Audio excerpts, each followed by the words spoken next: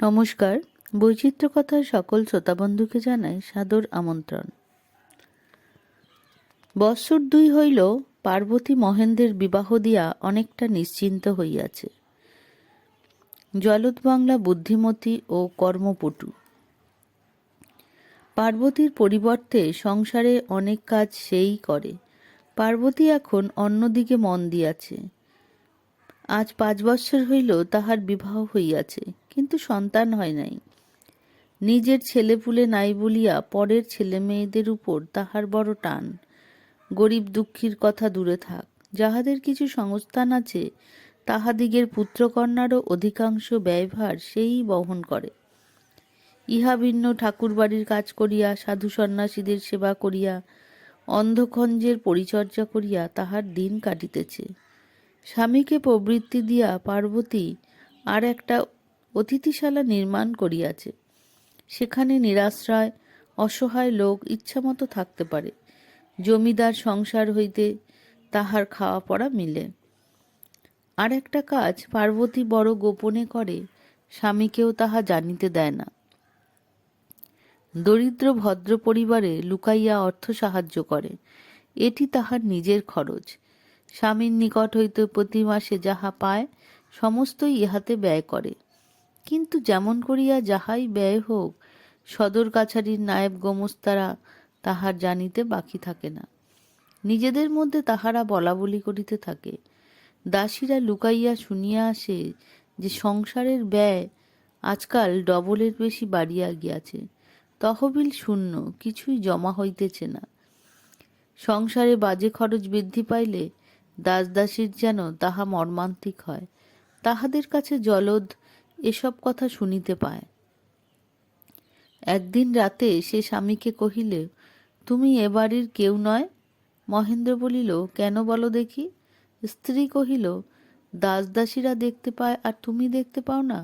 কর্তার নূতন গিন্নি অন্তঃপ্রাণ, তিনি তো আর কিছু বলবেন না, কিন্তু তোমার বলা উচিত। মহেন্দ্র কথাটা বুঝিল না, কিন্তু উৎসুক হইয়া উঠিল। জিজ্ঞাসা করিল, কিসের কথা? জলদবালা গম্ভীর হইয়া স্বামীকে মন্ত্রণা দিতে লাগিল।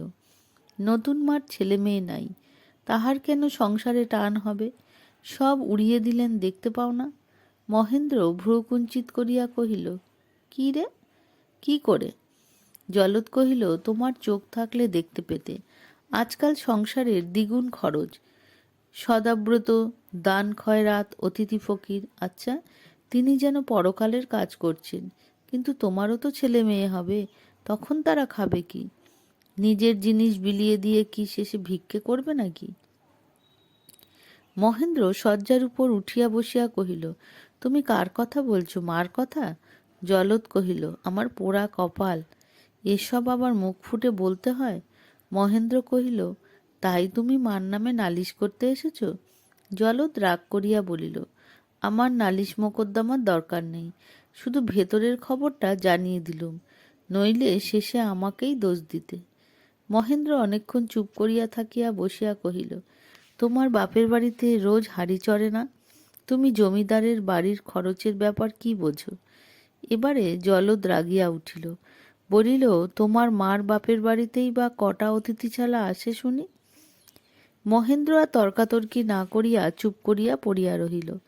সকালে উঠিয়া পার্বতীর কাছে আসিয়া কহিল, কি বিয়ে দিলে মা, একে নিয়ে কি সংসার করা যায় না? আমি কলকাতায় চললুম। পার্বতী অবাক হইয়া কহিল, কেন বাবা? তোমাদের নামে কটু কথা বলে, আমি ওকে ত্যাগ করলুম। পার্বতী কিছুদিন হইতে বউয়ের আচরণ লক্ষ্য করিয়া আসিতেছিল, কিন্তু সে ভাব চাপা দিয়া হাসিয়া বলিল, ছি বাবা, সে যে আমার বড় ভালো মেয়ে। তারপর সে জলদকে নিভৃতে ডাকিয়া কহিল, বৌমা, ঝগড়া হয়েছে বুঝি? সকাল হইতেই জলদ স্বামীর কলিকাতার আয়োজন দেখিয়া মনে ভয় পাইয়াছিল। শাশুড়ির কথায় কাঁদিয়া ফেলিয়া বলিল, আমারই দোষ মা, কিন্তু ওই দাসীরাই খরচপত্রের কথা নিয়ে বলাবলি করে। পার্বতী সমস্ত কথা শুনিল। নিজে লজ্জিত হইয়া বধূর মুখ মুছাইয়া দিয়া কহিল, বৌমা, তুমি ঠিক বলেছ, কিন্তু আমি মা, তেমন সংসারী নই, তাই খরচের দিকটা আমার স্মরণ ছিল না। তারপর মহেন্দ্রকে ডাকিয়া কহিল, বাবা, বিনা দোষে রাগ করো না, তুমি স্বামী, তোমার মঙ্গল চিন্তার কাছে স্ত্রী আর সব তুচ্ছ হওয়া উচিত। বৌমা তোমার লক্ষ্মী। কিন্তু সেই দিন হইতে পার্বতী হাত গুটাইয়া আনিল। অতিথিশালার ঠাকুরবাড়ির আর তেমন সেবা হইল না। অনাথ ফকির অনেকেই ফিরিয়া যাইতে লাগিল। কর্তা শুনিয়া পার্বতীকে ডাকিয়া কহিলেন, কোনে বউ, লক্ষ্মীর ভাণ্ডার কি ফুরল নাকি? পার্বতী সহাস্যে উত্তর দিল, শুধু দিলেই চলবে কেন? দিন কতক জমা করাও, দেখছো না খরচ কত বেড়ে গেছে। তা যাক, আমার আর কটা দিন, দিন কতক সৎকর্ম করে পরকালের দিকটা দেখা উচিত। পার্বতী হাসিয়া কহিল, এ যে বড় স্বার্থপরের মতো কথা, নিজেরটাই দেখবে আর ছেলেমেয়েরা কি ভেসে যাবে? দিন কতক আবার চুপ করে থাকো, তারপর আবার সব হবে। কাজ মানুষের তো ফুরিয়ে যায় না। কাজেই চৌধুরীমশাই নিরস্ত হইলেন। পার্বতী এখন কাজ কমিয়াছে, কিছু ভাবনাও বাড়িয়াছে। সমস্ত ভাবনারই একটা ধরন আছে। যাহার আশা আছে সে একরকম করিয়া ভাবে, যাহার আশা নাই সে অন্য রকম ভাবে। পূর্বোক্ত ভাবনার মধ্যে সজীবতা আছে, সুখ আছে, তৃপ্তি আছে, দুঃখ আছে, উৎকণ্ঠা আছে। তাই মানুষকে শান্ত করিয়া আনে। বেশিক্ষণ ভাবিতে পারে না, কিন্তু আশাহীনের সুখ নাই, দুঃখ নাই, উৎকণ্ঠা নাই, অথচ তৃপ্তি আছে, চোখ দিয়া জলও পড়ে, গভীরতাও আছে। কিন্তু নিত্য নতুন করিয়া মর্মভেদ করে না, হালকা মেঘের মতো যথা তথা ভাসিয়া চলে। যেখানে বাতাস লাগে না সেখানে দাঁড়ায়, যেখানে লাগে সেখান হইতে সরিয়া যায়। তন্ময় মন উদ্বেগহীন চিন্তায় একটা সার্থকতা লাভ করে। পার্বতীর আজকাল ঠিক তাই হইয়াছে। পূজা আহ্নিক করিতে বসিয়া অস্থির উদ্দেশ্যে হতাশ মনটা চট করিয়া একবার তালসোনাপুরের বাঁশঝাড়, আমঝাড়, পাঠশালা ঘর, বাঁধের পাড় প্রভৃতি ঘুরিয়া আসে। আবার হয়তো এমন কোনো স্থানে লুকাইয়া পড়ে, পার্বতী নিজেকেই খুঁজিয়া বাহির করিতে পারে না।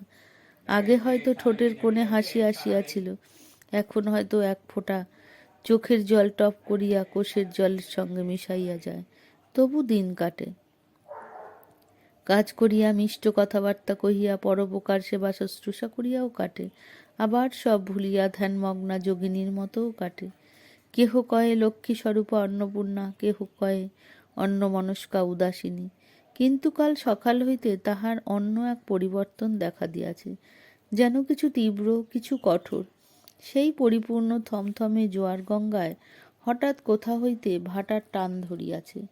বাড়ির কেহ কারণ জানে না, শুধু আমরা জানি। মনোরমা কাল গ্রাম হইতে একখানা পত্র লিখিয়াছে, যাহা লিখিয়াছে তাহা এইরূপ।